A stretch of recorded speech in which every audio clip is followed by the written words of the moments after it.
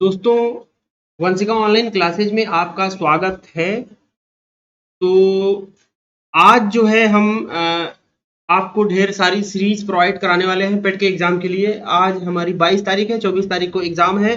तो आज से कल तक हम आपको राष्ट्रीय आंदोलन के, हिस्ट्री के, ज्योग्राफी के और साइंस के बहुत सारे ढेर सारे जो है 25-25 क्वेश्चन के पैकेज हम आपको उपलब्ध करवाएंगे एक्सप्लेनेशन सहित। तो आप इसे, ये पेट में बिल्कुल आने ही आने हैं, इनमें से ही क्वेश्चन आपको पेट में देखने को मिलेंगे।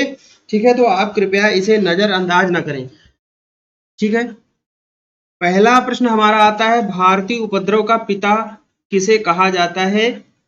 तो ये कहा जाता है बाल गंगाधर तिलक जी को। ठीक है, बाल गंगाधर तिलक जी को जो है कहा जाता है, जिन्होंने सबसे पहले स्वराज की मांग की थी। हमारा दूसरा प्रश्न आता है, किसने भू राजस्व सुधार किए? भू राजस्व सुधार जो है टोडरमल ने किए। टोडरमल जो है वो अकबर के शासन काल के दौरान जो है टोडरमल ने ये सुधार किए थे। ठीक है, इसने जो है एक नई राजस्व प्रणाली शुरू की जो टोडरमल के बंदोबस्त के नाम से लोकप्रिय हुई। ठीक है, इसकी 3 मुख्य विशेषताएं थी।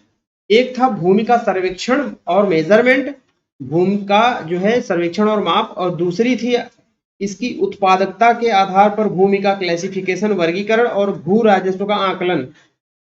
ये थी टोडरमल की जो है प्रणाली। इसने भू राजस्व में ये 3 प्रकार के सुधार किए थे। अगला हमारा प्रश्न है, इसमें आपको दोस्तों जो है इसमें कुछ प्रश्न साइंस के मिलेंगे, कुछ प्रश्न जो है आपके, ज्यादातर इसमें राष्ट्रीय आंदोलन के प्रश्न हैं और ये मिक्स है। मेरा पूरा ये उद्देश्य है कि आपको पेट के एग्जाम में मेरे द्वारा दिए गए प्रश्नों में से ही प्रश्न मिले। तो हमारा ये प्रश्न है, निम्नलिखित में से कौन भारत के लेक डिस्ट्रिक्ट के रूप में जाना जाता है? तो इसमें जो है आपका आंसर सही है नैनीताल। नैनीताल को लेक डिस्ट्रिक्ट कहा जाता है। ठीक है, नैनीताल जो है उसको हम लेक डिस्ट्रिक्ट ऑफ इंडिया बोलते हैं। नैनीताल जो है लगभग समुद्र तल से 2000 मीटर की ऊंचाई पर स्थित है। ठीक है, लगभग 2000 मीटर की ऊंचाई पर स्थित है। इसे मुख्यतः नैनीताल झील के रूप में जाना जाता है जो प्राकृतिक ताजे जल का स्रोत है। लेक डिस्ट्रिक्ट ऑफ इंडिया, ठीक है, जो प्राकृतिक ताजे जल का स्रोत है। ब्रिटिश लोगों को यह झील और इसकी सुंदरता अधिक पसंद थी, इसलिए यह उपनाम दिया गया। ठीक है, नंदा देवी चोटी किस राज्य में स्थित है? बताएं इसका आंसर क्या होगा। नंदा देवी चोटी जो है आपकी उत्तराखंड में स्थित है। ठीक है, गढ़वाल जो है हिमालय का एक भाग है जो पूर्व में गौरी गंगा घाटी और पश्चिम में ऋषि गंगा घाटी के मध्य में स्थित है। गौरी गंगा घाटी और एक घाटी आपकी ऋषि गंगा घाटी के बीच में जो है यह हिमालय, गढ़वाल हिमालय स्थित है। और इस पर्वत चोटी जिसके नाम का अर्थ है परमानंद देने वाली देवी, नंदा देवी, इसका अर्थ है परमानंद देने वाली देवी, को उत्तराखंड हिमालय की संरक्षण देवी भी कहा गया है। यह भारत की दूसरी सबसे ऊंची पर्वत चोटी और पूरे देश में सबसे अधिक ऊंचाई पर स्थित पर्वत चोटी है। बांधवगढ़ राष्ट्रीय उद्यान किस स्टेट में है? तो बांधवगढ़ राष्ट्रीय उद्यान जो है आपका एमपी में है, मध्य प्रदेश में है। ठीक है, भारत के लोकप्रिय राष्ट्रीय प्राणी उद्यानों में से ये बहुत इंपॉर्टेंट है, ये इनमें से एक है। बाघों के अधिक घनत्व के लिए लोकप्रिय बांधवगढ़, इसमें जो है बाघ बहुत अधिक मात्रा में पाए जाते हैं, डेंसिटी अधिक है, मतलब बाघ अधिक है। तो इस बांधवगढ़ जो है आपका राष्ट्रीय उद्यान, इसको 1968 में राष्ट्रीय प्राणी उद्यान घोषित किया गया। इस उद्यान का नामकरण इस क्षेत्र की एक प्रमुख छोटी पहाड़ी के नाम पर किया गया। ठीक है, एक पहाड़ी है कोई, कहा जाता है कि लंका की निगरानी करने के लिए यह पहाड़ी भगवान राम द्वारा लक्ष्मण को दी गई थी। अगला प्रश्न है हमारा, भारत छोड़ो आंदोलन के दौरान महात्मा गांधी को कहां हिरासत में रखा गया? काफी इंपॉर्टेंट है। तो इसमें आगा खान पैलेस आपका आंसर है। आगा खान पैलेस में महात्मा गांधी जी को भारत छोड़ो आंदोलन के समय अरेस्ट किया गया, हिरासत में रखा गया। 8 अगस्त 1942 को अखिल भारतीय कांग्रेस की बैठक बंबई के ऐतिहासिक ग्वालिया टैंक में हुई। 9 अगस्त की मॉर्निंग ऑपरेशन जीरो आवर के अंतर्गत कांग्रेस के सभी महत्वपूर्ण नेता गिरफ्तार कर लिए गए। गांधी जी को पूना के आगा खां महल में तथा कांग्रेस कार्यकारिणी के अन्य सदस्यों को अहमदनगर दुर्ग में रखा गया। तो आगा खान पैलेस में जो है महात्मा गांधी जी को रखा गया। अगला प्रश्न है, निम्नलिखित में से होम रूल मूवमेंट किसने शुरू किया? होम रूल मूवमेंट जो है आपका एनी बेसेंट तथा तिलक, इन दोनों लोगों ने शुरू किया। 1916 से 1918 के बीच जब प्रथम विश्व युद्ध समाप्ति की ओर था तो प्रमुख भारतीय नेताओं Joseph Baptista, Mohammad Ali Jinnah, Bal Gangadhar Tilak, G S. Khaparde, sir S. Subramaniam और एंड थियोसॉफिकल सोसाइटी के नेता एनी बेसेंट ने संपूर्ण भारत में राष्ट्रीय मैत्रीपूर्ण संगठन बनाने का निर्णय किया। ठीक है ना। विशेष रूप से उन्होंने ब्रिटिश साम्राज्य से होम रूल या स्वशासन की मांग की। बाल गंगाधर तिलक ने प्रथम होम रूल लीग की स्थापना पुणे महाराष्ट्र में की। ठीक है, बाद में तिलक जी ने भी इसमें सहयोग किया। अगला प्रश्न है आपका, में शिक्षा का अधिकार मौलिक अधिकार बना। शिक्षा का अधिकार जो है मौलिक अधिकार कब बना, ये आपको बताना है। ये सन 2010 में बना। 1 अप्रैल 2010 को बच्चों के लिए निःशुल्क और अनिवार्य शिक्षा का अधिकार या शिक्षा का अधिकार अधिनियम के लागू होने के साथ ही भारत शिक्षा को प्रत्येक बच्चे का मौलिक अधिकार बनाने वाले 135 देशों में शामिल हो गया। यह अधिनियम भारतीय संविधान के अनुच्छेद 21A के अंतर्गत 6 वर्ष से 14 वर्ष की आयु तक के बच्चों को निःशुल्क और अनिवार्य शिक्षा के महत्व की रूपात्मकता का वर्णन करता है। काफी इंपॉर्टेंट प्रश्न है। इसमें एज भी पूछ ली जाती है कि कितने वर्ष से कितने वर्ष तक, 6 वर्ष से 14 वर्ष तक। हमारा अगला प्रश्न है, जवाहर रोजगार योजना।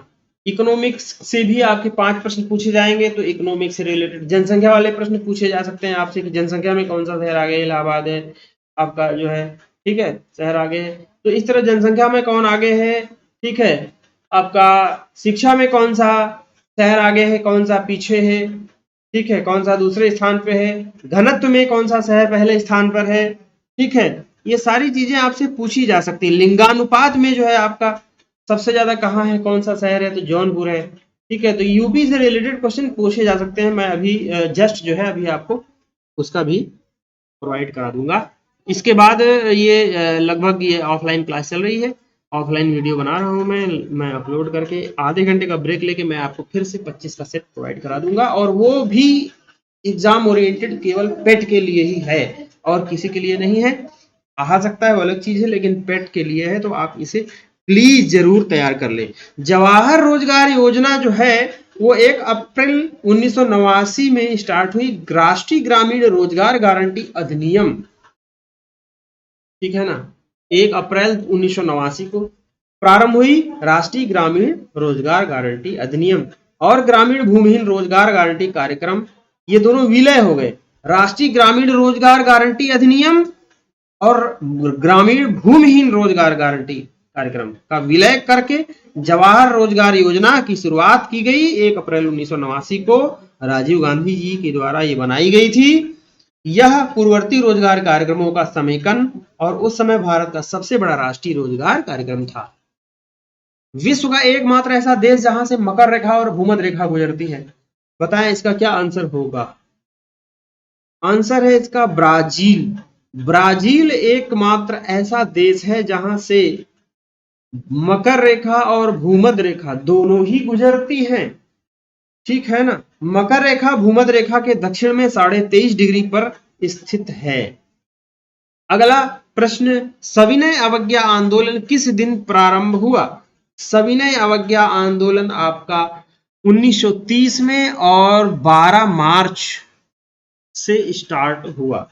गांधी जी के नेतृत्व में ये हुआ। डांडी मार्च के साथ सविनय अवज्ञा आंदोलन शुरू किया गया गांधी जी के द्वारा। गांधी जी ने साबरमती आश्रम से लेकर समुद्र तट के निकट स्थित डांडी गांव तक डांडी मार्च का नेतृत्व किया था। नमक कानून को तोड़ना सविनय अवज्ञा आंदोलन का औपचारिक उद्घाटन था। अगला प्रश्न है पादपों में, साइंस का प्रश्न आ गया। साइंस की भी अभी हम क्विज लाते हैं आपके लिए, जिसमें केमिस्ट्री भी होगी। हमने केमिस्ट्री की कम जो है वीडियो दी है आपको, फिजिक्स की बहुत दे दी है, तो केमिस्ट्री की, बायोलॉजी की वीडियो हम अभी आपको प्रोवाइड कराते हैं। ठीक है, बस आपका सपोर्ट चाहिए। हर व्यक्ति जो भी देख रहा है तो कृपया वो 5-6 लोगों को ये सब्सक्राइब जरूर करवाएं, शेयर जरूर करें। अगला प्रश्न है पादपों में मैग्नीज की आवश्यकता होती है क्योंकि यह निम्न को सक्रिय करता है: कार्बोक्सिलेज, पर्णहरित, एमाइलेज, ट्रिप्सिन। तो जो मैग्नीज की आवश्यकता है वो पर्णहरित क्लोरोफिल के लिए जरूरत पड़ती है मैग्नीज की। और क्लोरोफिल जो है, क्योंकि क्लोरोफिल को सक्रिय कर देता है, एक्टिव कर देता है मैग्नीज, यह नाइट्राइट से नाइट्रेट बनाने में महत्वपूर्ण भूमिका निभाता है। KNO3 बनाने में काफी भूमिका निभाता है। सोरा भी बोलते हैं पोटेशियम नाइट्रेट को। इसकी कमी से पौधों की पत्तियां भूरी हो जाती हैं, क्लोरोफिल के कारण पत्तियां हरी हो जाती हैं, नाइट्रोजन की कमी के कारण पत्तियां पीली हो जाती हैं। अगला प्रश्न है हमारा, गदर पार्टी की स्थापना कब हुई? बहुत इंपॉर्टेंट प्रश्न है। गदर पार्टी की स्थापना हुई है 1913 में।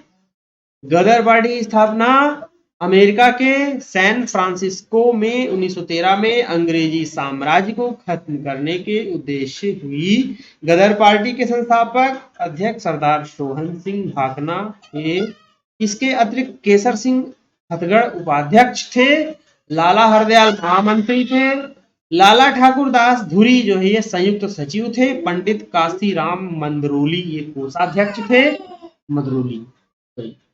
तो 1913 में जो है आपकी गदर पार्टी शुरू हुई थी। अगला प्रश्न है, निम्नलिखित में से कौन सा जो एसिड है वो चींटी के काटने में पाया जाता है? काटने नहीं, चींटी के डंक में पाया जाता है। तो चींटी के डंक में पाया जाने वाला आपका है फार्मिक एसिड, HCO2H। ठीक है, एक होता है acetic acid CH3COOH, acetic acid. ठीक है, तो फार्मिक एसिड दूसरा ऑप्शन सही है। ठीक है, फार्मिक अम्ल जो है चींटी के डंक में पाया जाता है। ठीक है ना, और कुछ ही चींटी में पाया जाता है, सभी में नहीं। फार्मिक चींटी जो है, जैसे एक काली वाली चींटी होती है तो काटती नहीं है, एक लाल वाली होती है बड़ी खतरनाक होती है। ठीक है, तो फार्मिक शब्द जो है, फार्मिक चींटी, फार्मिका के लिए लैटिन शब्द से आया है, जो चींटी निकायों के आसवन द्वारा इसके शुरुआती अलगाव का उल्लेख करता है। यह एक यौगिक है जो चींटी के काटने या मधुमक्खी के डंक मारने के तुरंत बाद होने वाले अधिकांश जलन का कारण है।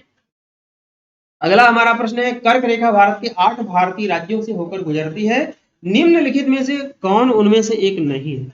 तो कर्क रेखा जो है भारत के 8 राज्यों में से गुजरती है। ठीक है, वो 8 राज्य हैं: गुजरात, राजस्थान, मध्य प्रदेश, छत्तीसगढ़, झारखंड, पश्चिम बंगाल, त्रिपुरा और मिजोरम। ठीक है, असम जो है नहीं आ रहा इसमें, दूसरा आंसर सही है। अगला प्रश्न है हमारा, लंदन में पहला गोलमेज सम्मेलन किस वर्ष आयोजित किया गया? 1930 में। गोलमेज सम्मेलन जितने भी हुए हैं सब याद कर लीजिए, इससे प्रश्न एक जरूर आएगा, गारंटी के साथ एक प्रश्न जरूर आएगा गोलमेज सम्मेलन से। पहला गोलमेज सम्मेलन लंदन में वो 1930 में आयोजित हुआ। ठीक है ना, 22 नवंबर 1930 से शुरू हुआ, 13 जनवरी 1931 तक लंदन में आयोजित किया गया। यह ऐसी पहली वार्ता थी जिसमें ब्रिटिश शासकों के साथ भारतीयों को बराबर का दर्जा दिया गया। ठीक है, राज्यसभा में अर्हता प्राप्त करने के लिए एक भारतीय नागरिक की न्यूनतम आयु क्या है? भाई इस टाइप के प्रश्न भी जरूर पूछे जाते हैं कि राष्ट्रपति बनने के लिए कितनी उम्र जरूरी है, प्रधानमंत्री के लिए कितनी जरूरी है, राज्यसभा में अर्हता प्राप्त करने के लिए, उसका सदस्य बनने के लिए कितनी जरूरी है? तो इसका आंसर है आपका 30 साल। राज्यसभा एक स्थायी सदन है। ठीक है, राज्यसभा जो है आपका बड़ा सदन है। ठीक है, जो कभी भंग नहीं होती। ठीक है, इसके सदस्यों का कार्यकाल 6 साल का होता है। इसके 1/3 सदस्य हर 2 साल के बाद सेवानिवृत्त हो जाते हैं। राज्यसभा में पद प्राप्त करने के लिए, अर्हता प्राप्त करने के लिए एक भारतीय नागरिक 30 वर्ष का होना चाहिए। अगला प्रश्न हमारा आता है, दग और चहारा प्रणाली किसने स्टार्ट की? Who introduced the dagh and chehra system? तो ये है व्यक्ति अलाउद्दीन खिलजी। ठीक है ना। अलाउद्दीन खिलजी ने जो है दग और चहारा प्रणाली शुरू की, सैनिकों से संबंधित थी और ये घोड़ों की ब्रांडिंग से संबंधित थी। दग मतलब घोड़ों की ब्रांडिंग, चहारा मतलब सैनिकों की वर्णनात्मक भूमिका। 1296 से 1316 तक खिलजी ने अपनी सेना में दग जो है, दग घोड़ों की ब्रांडिंग और चहारा सैनिकों की वर्णनात्मक भूमिका प्रणाली जो है लागू की थी। अगला प्रश्न हमारा आता है, is not related to gases. इसमें कौन सा जो रूल है वो गैस का रूल नहीं है। बायल्स का नियम, ये सब याद कर लीजिए भाई। बायल्स का नियम क्या है? स्थिर ताप पर, ठीक है, स्थिर ताप पर, इसमें ताप स्थिर रहता है और ये गैस से रिलेटेड है। और इसी तरह चार्ल्स का नियम है, ये भी गैस से रिलेटेड है। एवोगैड्रो का नियम, ग्राम का विसरण नियम, ये सब गैस से रिलेटेड है। जूल का नियम ये अलग है। जूल का नियम जो है आंसर है आपका। बायल का नियम जो है, चार्ल्स का नियम और एवोगैड्रो का नियम गैसों से संबंधित है। जूल का नियम धारा और विद्युत से संबंधित है। यह नियम बताता है कि जो हमारी डीसी है, दिष्ट धारा है, उसके द्वारा उत्पादित जो हीट की जो दर है वो धारा के वर्ग और परिपथ की प्रतिरोधकता के प्रत्यक्ष समानुपाती होती है। तो इसमें जूल का नियम वो धारा से संबंधित नहीं, सॉरी, जूल का नियम गैसों से संबंधित नहीं है। अगला प्रश्न है हमारा, हेनरी बेकेरल का संबंध निम्नलिखित में से किसके अनुसंधान से? कौन सी खोज की थी हेनरी बेकेरल ने? इनमें से कौन सी खोज की थी? रेडियो एक्टिविटी, ठीक है ना, रेडियो एक्टिविटी। एंटोइन हेनरी बेक्वेरल एक फ्रांसीसी भौतिक वैज्ञानिक और नोबेल पुरस्कार विजेता थे और रेडियो धर्मिता के साक्ष्य की खोज करने वाले फर्स्ट पर्सन थे। इस क्षेत्र में अपने कार्य के लिए इन्हें मैरी स्क्लेरोडोवस्का क्यूरी और पियरे क्यूरी के साथ 1903 में भौतिक विज्ञान का नोबेल पुरस्कार प्रदान किया गया था। अगला प्रश्न है, भारत माता नाम से अखबार किसने निकाला था? बताएं आंसर क्या होगा। इसमें आंसर है आपका अजीत सिंह।